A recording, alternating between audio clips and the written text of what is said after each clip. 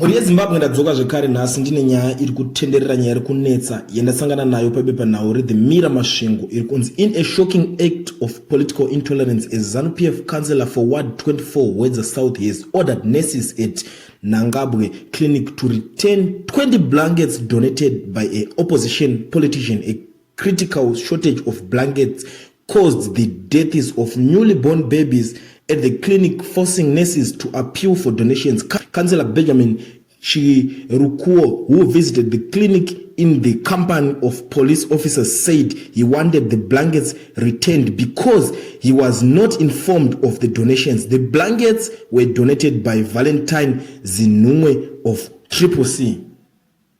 Zvadotanga vanhu ava pfungwa havasi kushandisa ndakada kuzvitarisa inini because pari kunzi paita shortage vana vari kufa pari kuitwa maproblems vari kusangana nemaproblems akadai so rimwe rakungobudira kuti inini ndandisina kuudzwa kuti mablankets adonate saka ngaadzoserwe kwaabva ikoko chii chakadaro azite zvichezvo because of munhu adonata mablankets iwayo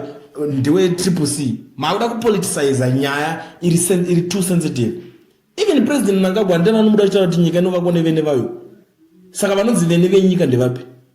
tikada kuzvitarisisa because chinonzi wene wenyika ka muridzi wechinhu muridzi wenyika macitizens iwe kana uchitoshanda maoffices emugovernment you are a servant unongotori mushandi wevanhu vemuZimbabwe mushandi wemacitizens mushandi ndiye akutaura zvinhu zvekuti magumbezi ngaachidzoserwa ikoko chii chakadaro ichocho tiri kunyatsa kuenda kupi senyika kana tiri vanhu vakaita sevava.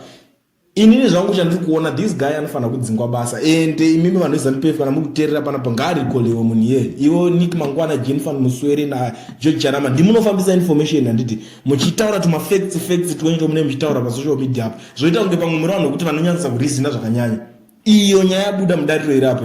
kuri kufiwa pati yenyu haina kana chinhu yakadonata ikoko kana 1 munhu azobudikira akati alright ada kubudisa mari mupocket make kuti adonate asolve a problem. Muridzi wenyika a citizen of the country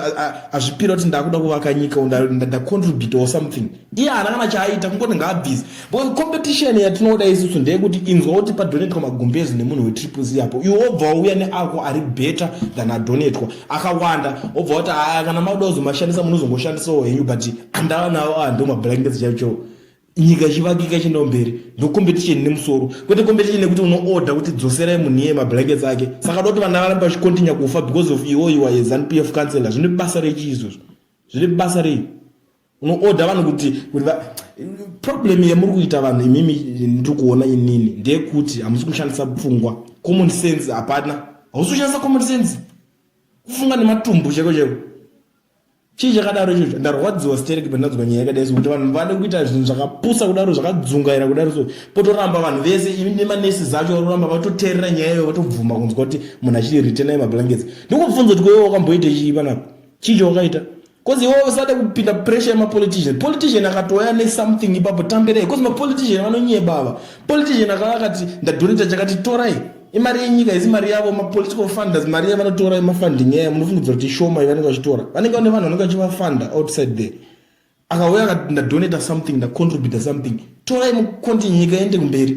zvatopera kwete kuti woti because inini